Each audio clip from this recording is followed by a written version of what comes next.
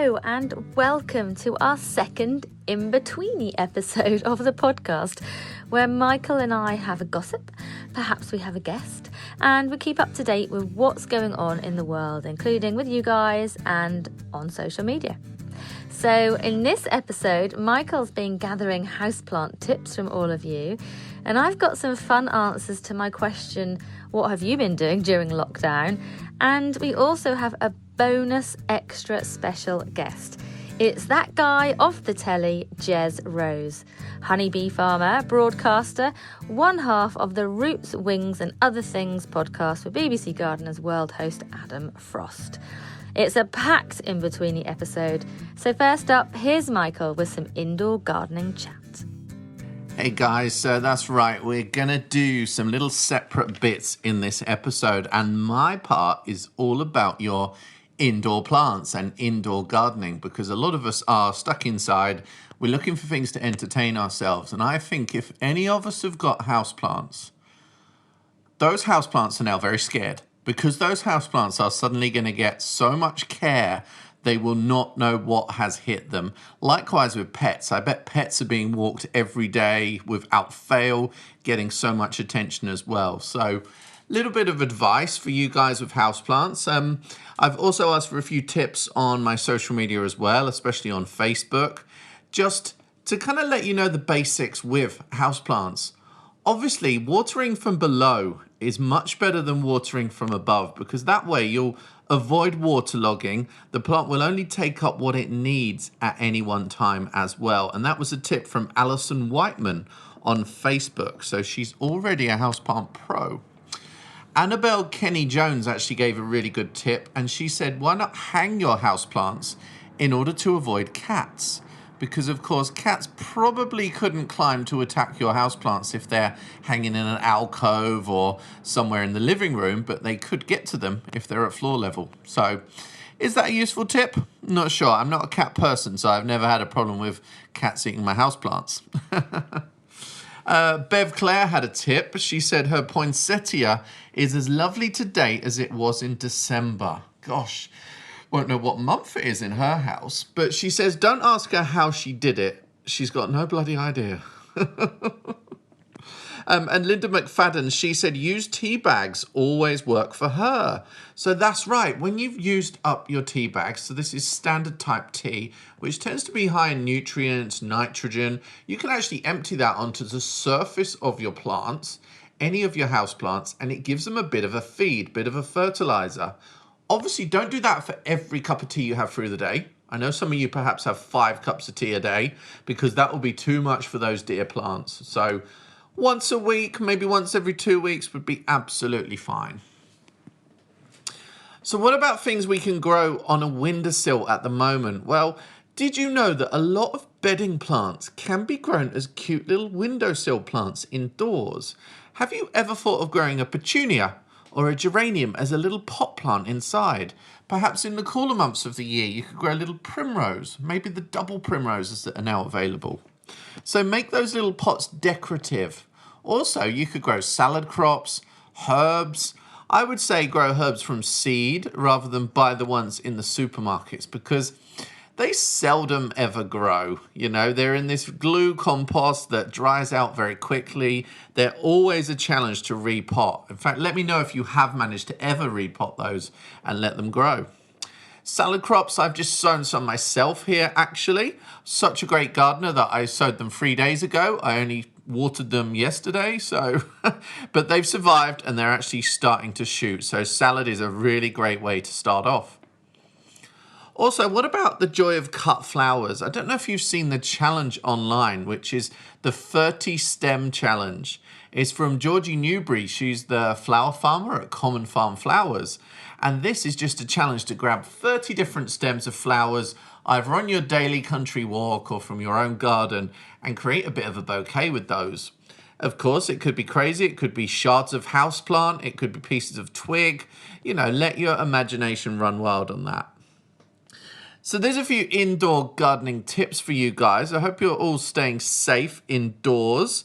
And yeah, I hope you enjoy the rest of the episode. We've got a few more tips, bit of gossip, and we're talking to a guy called Jez. So stay tuned for that. See you later.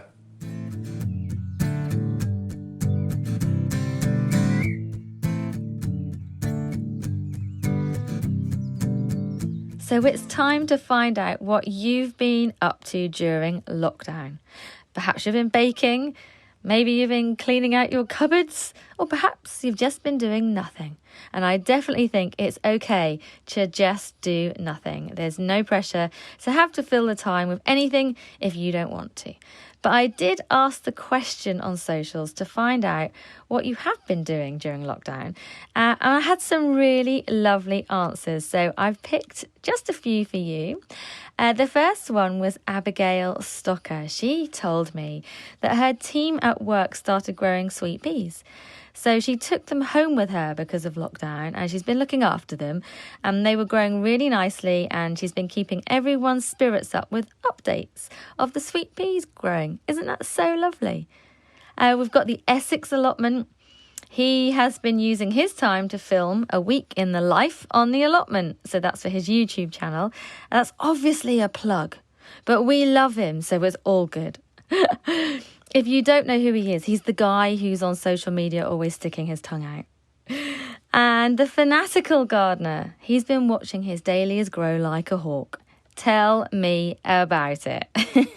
I think everyone has been watching their plants grow much more closely. And I honestly think my neighbours here wonder if I'm completely crazy because the number of seedling checks I do every day on my balcony. I am that eccentric English gardener next door.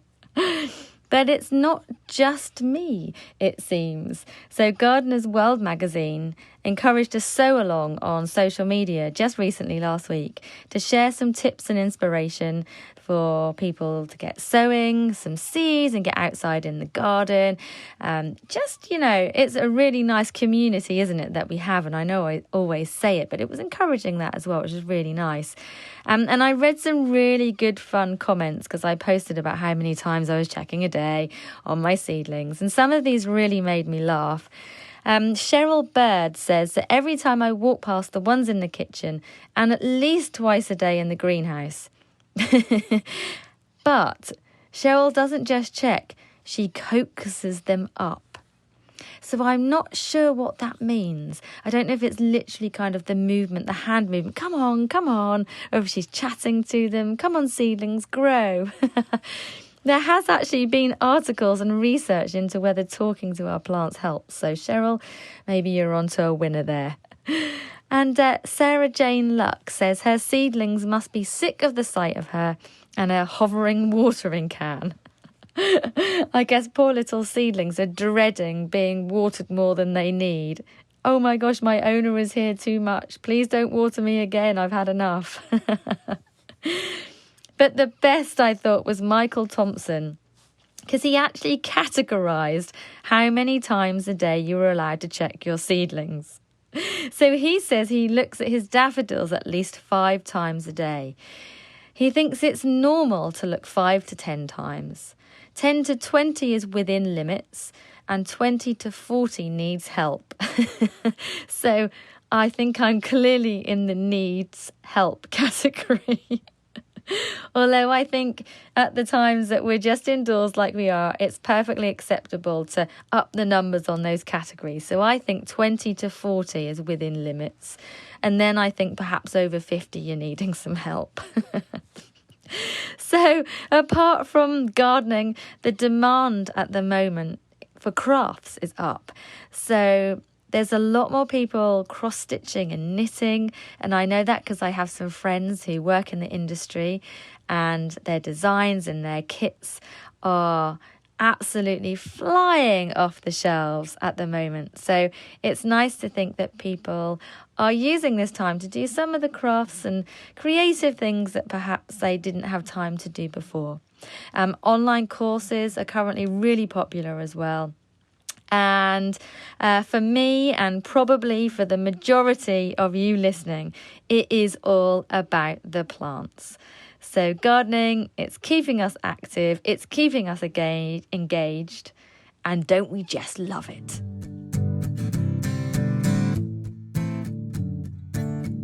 Thank you so much for coming onto the podcast. We are super excited. I'm more excited too. Really? I think I'm more excited than both of you put together. I don't know how to convey my excitement. Maybe that. This we've established. Oh yes. Oh yeah. No one can see that though. No, true. Maybe I'll take a screenshot of that. I'll take a screenshot. I had my hand up. I just had my hand up and you talked. Who is that guy, Ellen? Pardon? Who is that guy? I don't know. He's just like, I don't know. He's kind of joined the party. Ellen, can I just say before we get started, Michael, please be quiet. Can I just say before we get started that I have a confession to make. I thought you were Ellen DeGeneres. And that was I'm not going to lie, I'm a tiny bit disappointed that you're not. But I'm prepared to give this a go if you are. All right? This is the story of my life. But do you know what? I've got to say, Ellen and I, we're a little bit intrigued and perturbed by you, Jez, because you kind of came from nowhere, like about 6 months ago, and then suddenly you were all I saw. And I was due to do a workshop at your place, and obviously then I'm seeing your social media profiles, and I'm like, but you seem so familiar to me. And I messaged you the other day, and I was like, have we worked together? Where have I seen you? Because you just, I don't know. Who are you? I don't know. You sound like my mother and both of my therapists. Who are you and where did you come from and why? It's like that time I was in Mariah Carey's kitchen. It's the same thing she said. Who are you? Why are you in my kitchen? I know someone that knows her former chef, by the way. Really? Yeah. Does she eat plant-based? Yeah. Does she what? Eat plant-based? I don't know, actually. Oh, no, I think she does. I'm pretty sure that I saw something online that Mariah Carey eats plant-based. Or was that J-Lo? I don't know. Yeah, maybe. Imagine if they're so similar. Or was it Tom Jones? It was one of them.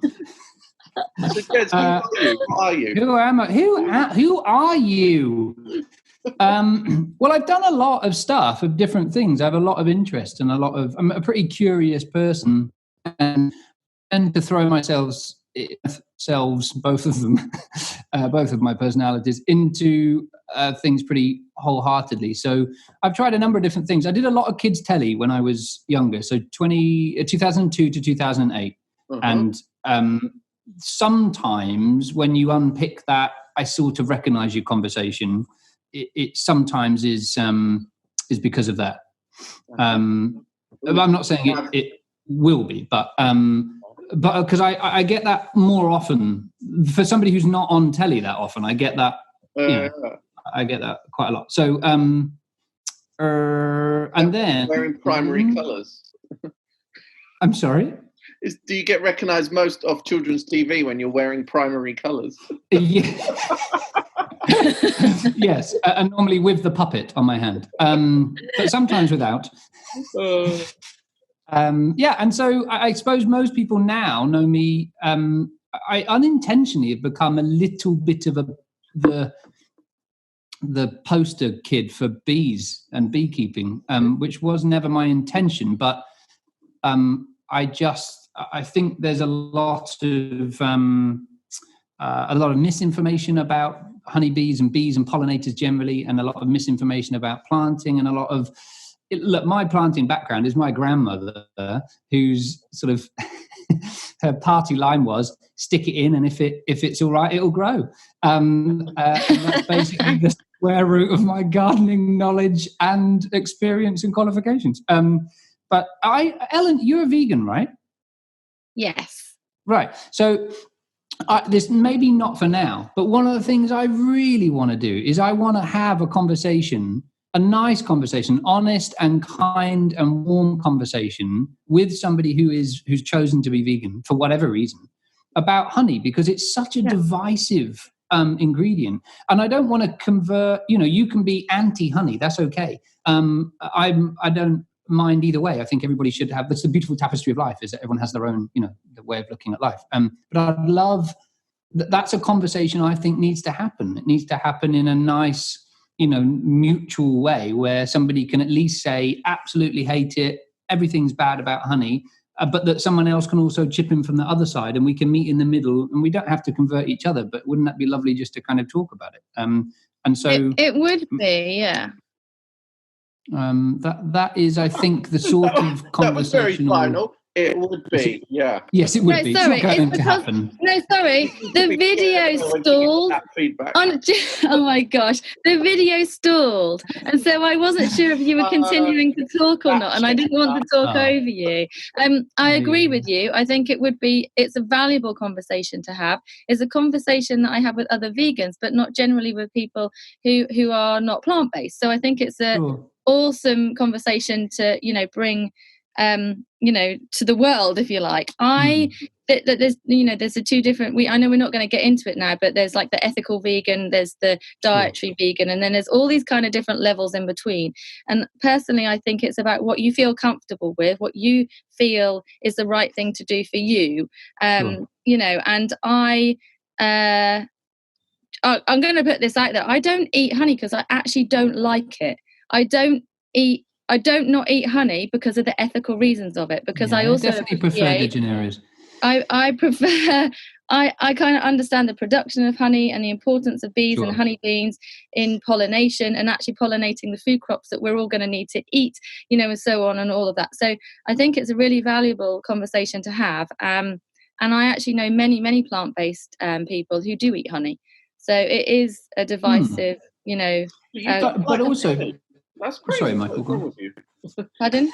Why don't you like honey? Everyone likes sweet stuff, don't they? I've never liked honey. I can always... Do you know the only time I've ever had honey was obviously many years ago, but honey in Greek yogurt. I can always remember having that, and that was really nice. But when I see someone eating honey on toast, I'm like, oh God, I just... A little bit like asking your boyfriend to dress up as Brad Pitt so you love him, isn't it? Really? But we've all been there. Have we? Oh gosh. You missed that party. But I think I would love to convert you to like honey. I don't necessarily want to change your core beliefs or your ideals, but because that's super important and personal to you. And what I was going to do was bridge that to gardening, because actually I find that the more involved I've become in horticulture and gardening is that there's an awful lot of division there too. People who are so obsessed that no dig is the only way and this way is the only way. And the joy and beauty of all of these things, whether it be beekeeping or gardening or whatever, is that they bring people together. They unite us because of the fact that when you put your hands in soil, it's the one thing that unites pretty much everybody in the entire world, is the ability to touch Mother Nature and touch Earth, right? Isn't that beautiful? Isn't that just a wonderful thing?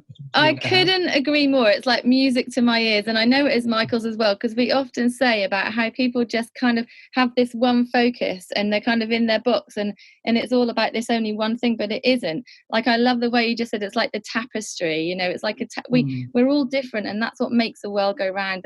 That's what makes things so interesting and vibrant, and how we can learn and educate and inspire. If we all were only doing the one thing, how awfully boring would that be? No. Well, I'm still intrigued about the Jez behind the mask. What do you do every day then? What is your day job? Like, you're just being b-boy all day, or what? Okay, so we don't use b-boy. All right. Ellen, you can ask the questions. So I live on a farm, on a small farm, which has bees and lots of garden spaces. So, the bees need looking after. I still do a bit on telly now. I write books, and I speak at conferences about the books that I write. Like, not the kids' books, obviously, although that would be fun. So I sort of have a number of different roles, and I really love that. I used to feel for many years I wanted to just have one thing. I thought, why can't I just go to a party and someone say, why can't I just go to a party? That would be nice. But why, if I was in a social situation without therapists or police officers, wouldn't it be nice if someone said, what do you do? And I could just say, I'm a plumber, or I'm a this. Yeah, but isn't that boring? Yeah. Like Ellen and I, it's always hard for us to describe what our jobs are, but that makes it so much more interesting. It keeps us enigmatic, doesn't it? Well, so I once met, I did for a period of time, I worked for the NHS, and I remember being with an elderly man in his 80s who was dying, and he held my hand, and he looked at me with these really glassy eyes, and he said, no one lives forever. And I was like, oh gosh, like a massive lump in my throat. And he said, the one piece of advice I'll always give someone is to only do the things that you're good at, and then it looks like you're good at everything you do. And I thought, I'll combine those two things, right? Because we don't know, no bookie will give you odds for waking up tomorrow morning, right? So fill your life with as much goodness and as much interest as you possibly can, because you'll only regret it later on. And so some people are a bit flippant and take the mickey out of the fact that I've had lots of different, careers or lots of different interests.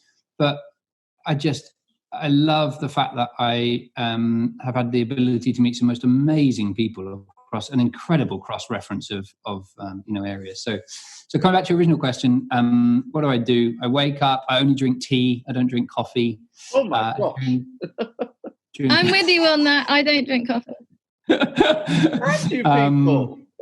Well, just saying, look, you're in the minority here, so maybe it's you. Horrible. Tea with milk.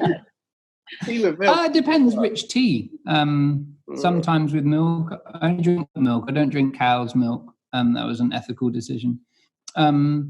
So I have lots of different things I do, and try to annoy as many people as possible. Michael, is he annoying you yet? No, not at all. Not at all. Keep trying, Jez.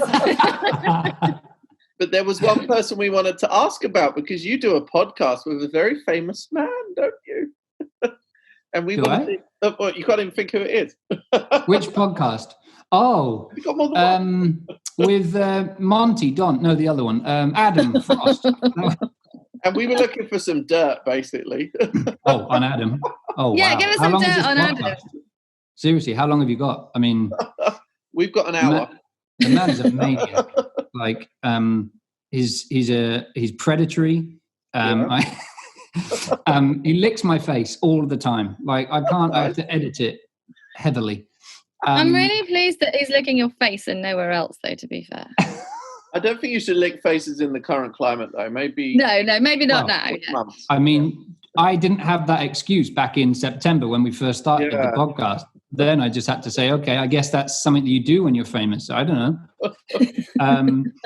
Adam lives 10 minutes from my house. And when I first moved here to this place, I started a research project. So for sort of 15 years, I worked as my sort of core job. I had other things I did outside of it, but my core job was as a behavior insight advisor. So as a behaviorist, my job in the corporate sector was to understand why people do the things they do and how to change them for the better. Obviously, otherwise that would make me a serial killer. And to sort of guide businesses on, if we did this, what are people likely to do? How are they going to react? If we want people to react this way, what can we do? And to help them understand things better. And so when I came here with this space that we've got, I set up a research project called the Good Life Project, which was established, and lovely Kate Humble was one of our ambassadors, along with Adam. And the purpose of the 2-year project was to evidence the impact of nature on health, well-being and behaviour. So what does it actually do? Because we've known since the 70s, there's some great research on the way that nature impacts us, makes us feel less stressed, better, more efficacious at work, yada, yada. There's very, very little data, particularly modern data. So I connected with Adam because he was just 10 minutes away. And I saw him completely accidentally on Gardener's World because we'd just moved here to Lincolnshire. I'm not from Lincolnshire. Adam had just moved here like 3 months prior. And he'd moved into this, we have an acre here. He has 2 acres. And it was all like run down and left. And you can kind of look back at the old Gardener's World episodes. And I was watching him basically do the same thing that we were doing. I was like, this is so weird. Like, and I've never watched Gardener's World, so I didn't know. It's only because we had all this space, like literally an acre of grass and concrete. I was like, okay, I need inspiration. And so I connected with him about the Good Life Project. we ended up becoming really, really good friends. His wife, Mrs. Frost, she, I'm not going to lie, I think she fancies me. I've said it there. So I managed that a bit. And so, yeah, we spent the last sort of, 2 years, I suppose, hanging out and socializing, and realized that when we chat, we often chat about stuff that potentially might be of interest to other people. So, but he's lovely. I'd love there to be dirt. Sorry? You're not in a throuple, are you? I'm going to pretend I don't know what headline that is. right there. That sounds nice. I mean, the only thing I can say about Adam is I can't. He's got 3 nipples. There, I can't. I shouldn't have even That was said Ellen. I think I figured out why he licks your face. Oh, really? Well, if his wife fancies you, maybe he's just trying to work out why, Yeah. What I taste of. Yeah. It's exfoliating on my beard, I think, is what it's fundamentally about. I'm going to seriously have to curb these sorts of ridiculous funny, because we find it really funny, but I'm beginning to think that maybe other people might think there's something more to it, and there really isn't. There's no dirt on him. Isn't that tragic? I'd love to share dirt on him. Do you know what would be really funny is if he comes on this podcast and he's like an hour of slagging me off. And we'll play them back to back, and everyone can try and figure out what on earth is going on. Yeah. But I hope that people listening to podcasts, the number of that goes up, because nobody's got anything to do. So I really hope that people engage with these sorts of ways of listening and sharing information more, because I think they're really important ways to share knowledge and to bring people together. Oh, definitely. And what is keeping you busy at the moment then? Are you recording extra episodes or what? It's very much in the way. I've got a very long list of things. This is going to take much longer. Yes. So we do an episode a month because it is my diary. Well, okay. So before coronavirus, my diary Everyone's was free now. Yeah, right. I know. We could basically do them daily. You can't pretend you're busy anymore, can you? It's really difficult. Do you know what the really strange thing is? I've probably been busier since coronavirus than but with less before, structure. because and the tragedy being that when you're doing stuff that people see, then they kind of understand you're busy. But all the film is stopped. Adam and I had quite a big, nice filming schedule for the rest of this year, but that's all kind of gone. And when you do QVC, Michael, what are you doing? Are you sort of doing it quite isolated, or? Yeah, I mean, I'm really lucky that has continued, but it's really pared down. It's minimal staff in the building. We have to have special letters to get onto the compound. When you're in there, it's like one-way system in the studio, all the hand gel distancing. So it's really kind of changed. I mean, people won't there. necessarily know this listening, but you're quite lucky with QVC, because I did some presenting on QVC a number of years back. Do you know lovely Tina? Yeah. Oh gosh, right, adorable. Like, do you just want to take her home every time you meet her? But the studios at QVC are big. Unlike most TV studios, actually, the QVC studios are quite spacious, aren't they? So you've got nice distance there. Were you at Battersea or Chiswick? Yes, Battersea. Well, it's at Chiswick now, which is even more kind of modern and spacious. So more. Hang on, is Chiswick the one off the roundabout where Disney are as well? Or was that Battersea? Yes. Yeah. Oh, okay. No, it was that one then. The new one. Very modern, spacious. What did you present then? What were you doing? I did some guest stuff with pets. A friend of mine has a pet chew business, and I did some stuff from it. Random. How do you demo that sort of stuff? Like this.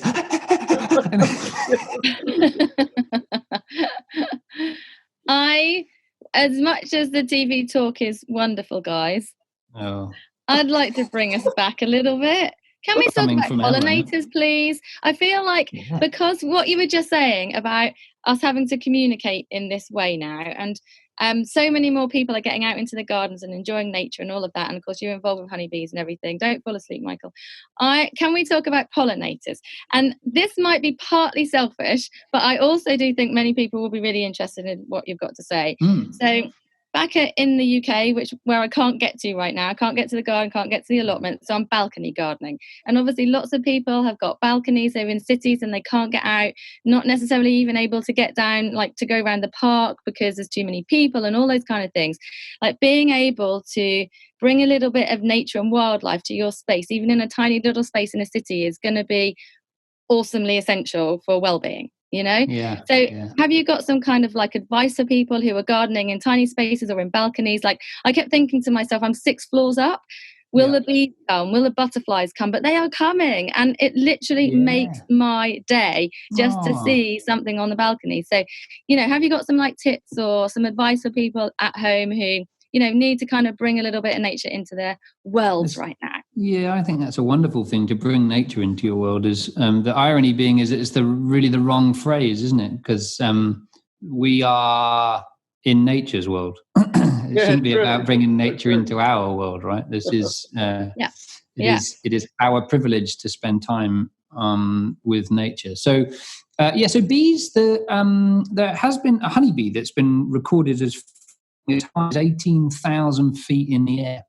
So a lot of people, because they see the beehives on the floor, obviously, think that, I can't have one in my garden or something, or I don't want to go near it. But actually, honeybees fly across sort of at ground level for a very short period of time before they fly up. And they do most of their time up flying and then only come down to forage. So that's why on your 6 stories up or 10 stories up or whatever, if there is something that is attractive to them in terms of forage, and the key is diversity. Because just like you and I, you can't have fish and chips every day for 36 days in a row before you start to think, do you know what, maybe I should mix it up a bit and have a bit of broccoli or something.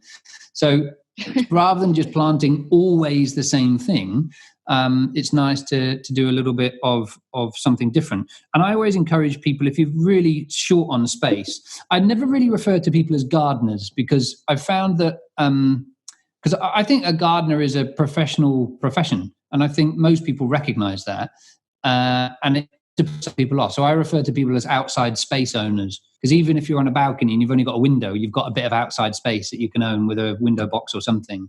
And so all of the, well, not all, but a lot of the herbs, if you leave to flower, are pollinator friendly. So I always plant twice as many herbs as I need and let half go to flower. Rosemary's got beautiful flowers that bees love. Borage, it's edible. So what you could do is buy yourself some edible seeds, or wildflower seeds that have got edible seeds in them, and sprinkle those in a little pot or something. It doesn't have to be in the garden. It's like, most trees you can grow in a pot for a period of time. So you could have a weeping willow on your balcony, or salix or something. It's amazing early spring. And bulbs as well, like crocuses and snowdrops. And you just have to think, I think one of the driving kind of core threads throughout everything in my life has been, if somebody says you can't do something, I always question it and think, okay, but is it possible? Can we find a way to make it happen, right?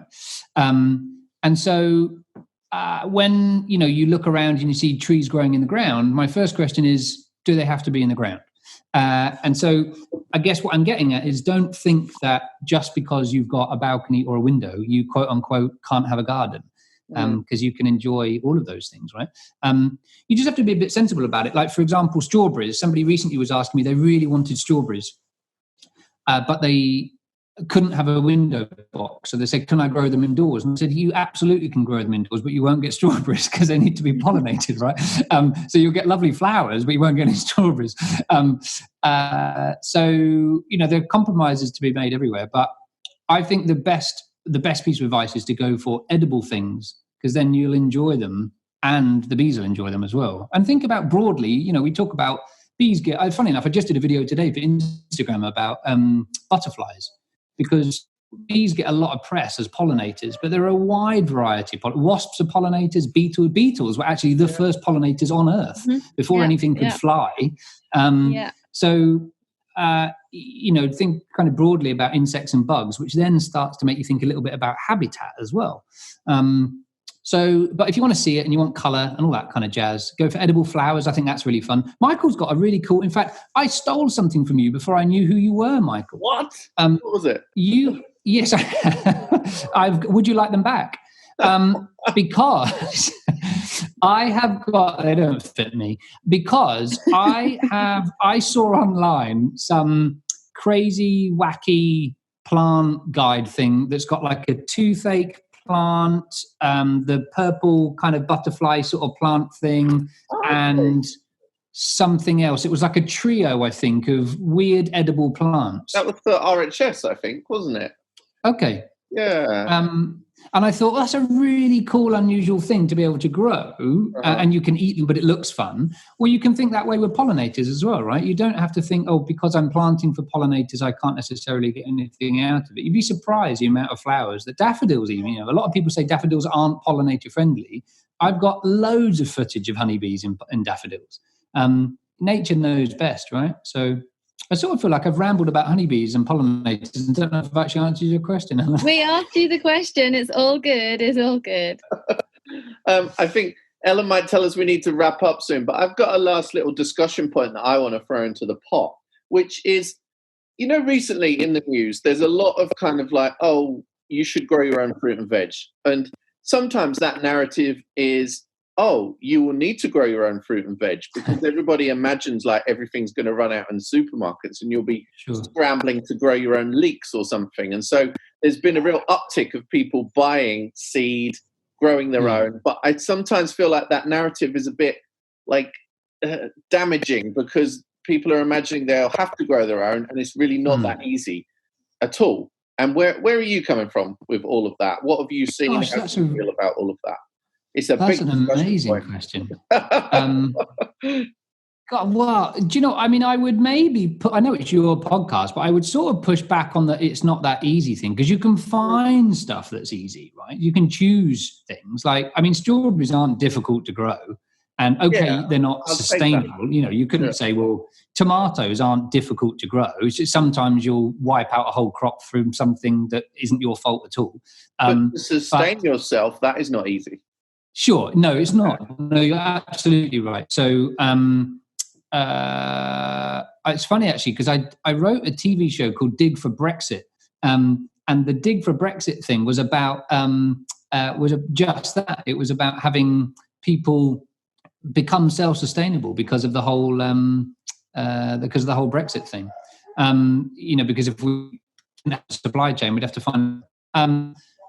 And my take on that was, I think we can all do a little bit more. Because if you really love leeks and you just want to grow leeks, that's one less person buying leeks from the supermarket. And if you multiply that out by loads of people, like I don't buy...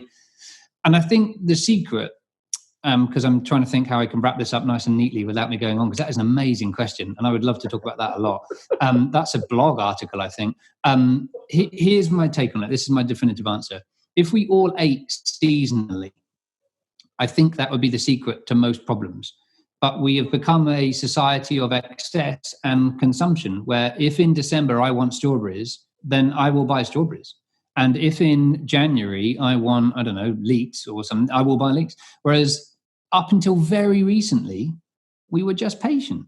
We just waited and enjoyed the fact that strawberries were in this period of time. And think like the Queen. I love the Queen. The Queen will not eat out of season. I asked her chef.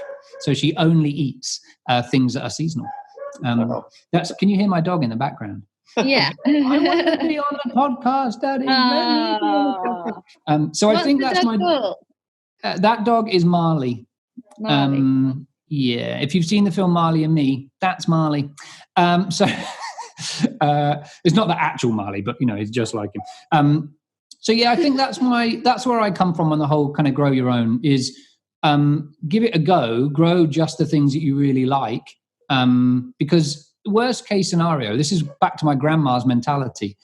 If it doesn't work, nature will reclaim it. Nature will reclaim the roots and the dead plant and it will rot down and it'll all go full circle again. And you can try something else. If nothing else, it teaches you patience.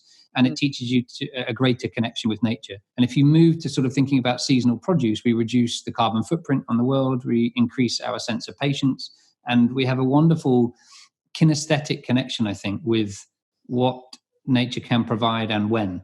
And I think that's a wonderful lesson for us all to learn. I agree. At the end of the day, every single living species on this planet is all part of the big circle of life. You know, we all contribute, we all impact. Can we We're sing all the song? part of it. The circle of life. Anyway, it's been awesome to chat with you. Thank you so much for coming on. This has been lovely. Yeah, super cool. I really like you, Ellen. Oh, Thanks for coming, Michael. I tell you what, Jess, this makes a massive change that anyone is actually bigging me up and not Michael on the podcast. So I'm going to take it. I'm going to roll with it. I love you, dude. I don't know who this guy Michael is. Oh, Mary Ellen.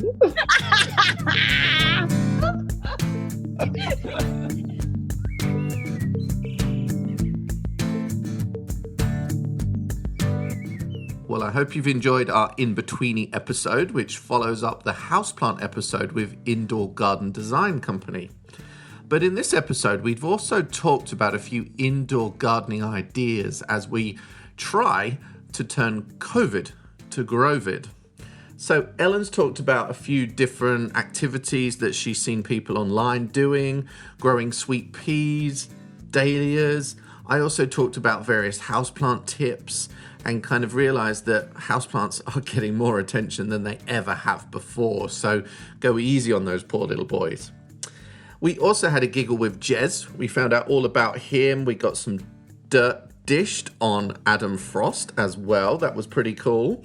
Anything else to say? I would just encourage you to look on our website, which is theplantbasedpodcast.net.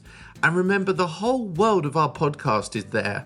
And whenever we release an episode, there's actually an article that comes out at the same time, giving you even more information.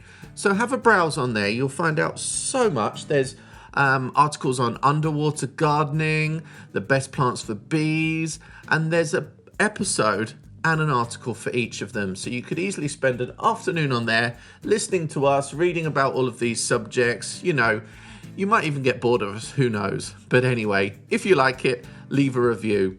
So keep interacting with us on social media. Remember, we're on Facebook, Instagram, and Twitter.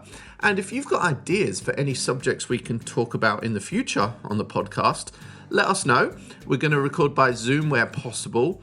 Equally, if you think you've got a lot to say, perhaps you want to join one of our gossip sessions. Equally, get in touch. Until next time, guys. See you later.